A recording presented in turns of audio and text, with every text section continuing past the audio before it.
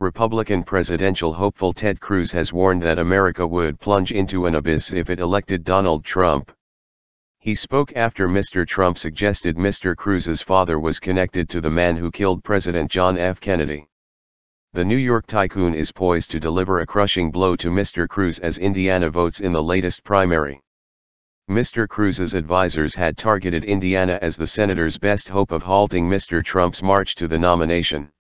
However, polls show Mr. Trump with a sizable lead in the Midwestern state. Mr. Cruz attacked Mr. Trump on Tuesday, calling the billionaire businessman totally amoral, a pathological liar and a serial philanderer. Responding, Mr. Trump said Ted Cruz is a desperate candidate trying to save his failing campaign.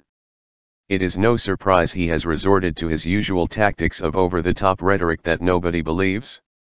Mr. Cruz and fellow candidate John Kasich are hoping to force a contested convention where party officials, not voters, choose the nominee. If Mr. Trump wins Indiana, the New York businessman will likely reach the required 1,237 delegates to secure the nomination and avoid such a scenario. Meanwhile, in the Democratic battle, polls show Hillary Clinton and Bernie Sanders locked in a tight race in Indiana. However, a Sanders win in Indiana would do little to erase Mrs. Clinton's commanding lead. The Clinton campaign has shifted its focus to other states, opting not to actively campaign or spend money in Indiana.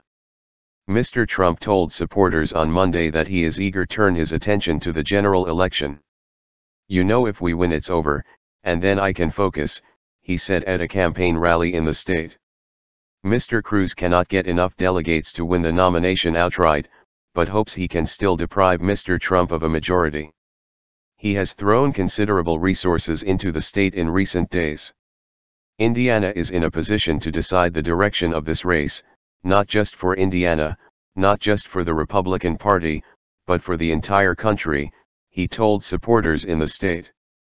"I think the country is depending on Indiana to pull us back from this cliff."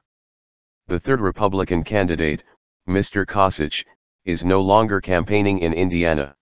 He and Mr. Cruz reached a deal last month to coordinate their strategies against Mr. Trump, a move which prompted Mr. Trump to label them desperate.